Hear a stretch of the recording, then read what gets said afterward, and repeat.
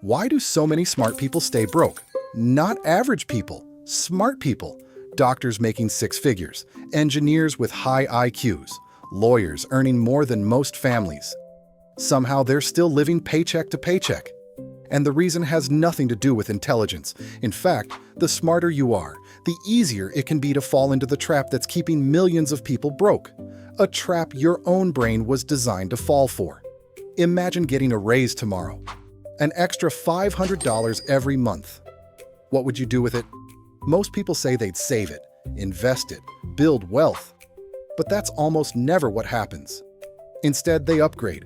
A better car, a bigger apartment, a nicer vacation, a newer phone. Nothing extreme, just small improvements. And that's exactly why it's dangerous, because your brain doesn't experience these upgrades as luxuries. It experiences them as normal. Psychologists call this hedonic adaptation. The moment something becomes part of your daily life, your brain stops appreciating it. The excitement fades, the happiness disappears, and suddenly the thing you once dreamed of feels ordinary. That dream car? Normal. That salary increase? Normal. So your brain starts looking for the next upgrade, and the next, and the next, without realizing you're trapped on a treadmill that never stops. You'd think smart people would see this coming. But here's the twist. Research shows that most decisions are emotional before they're logical. Your brain makes the decision first. Then your intelligence creates the explanation afterward. You don't buy the expensive car because you've carefully calculated every outcome. You buy it because it feels good, because it signals success, because it gives you status. Then your brain gets to work creating reasons. It's safer. It holds its value. I deserve it. Maybe those things are true, but they're usually not the real reason. The scary part? The smarter you are, the better you become at convincing yourself your emotional decisions are rational. That's why intelligence doesn't automatically create wealth. Because wealth isn't a knowledge problem. It's often a psychology problem. And your psychology was shaped thousands of years ago.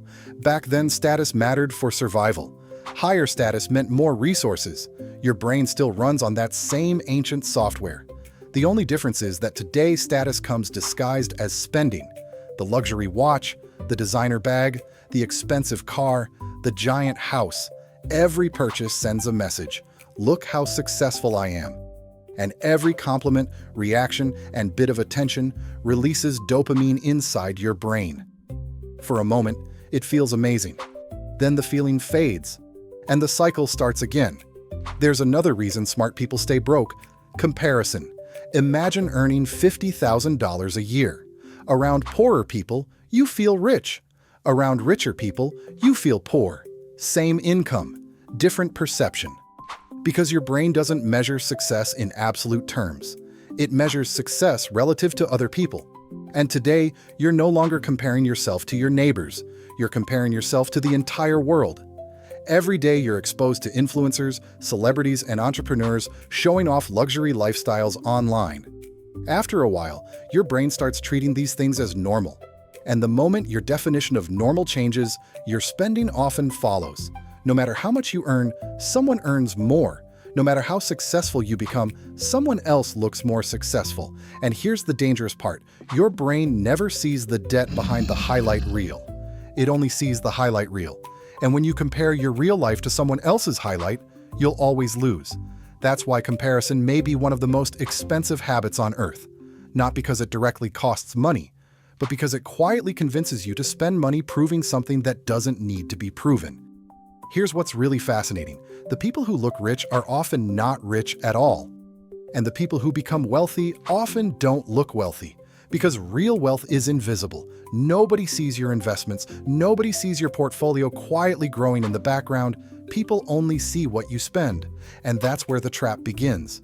Most people spend money trying to look wealthy. The wealthy keep money so they can actually become wealthy. It sounds simple. But over decades, that single difference changes everything. So why do smart people stay broke? Not because they're lazy, not because they don't work hard, not because they don't earn enough.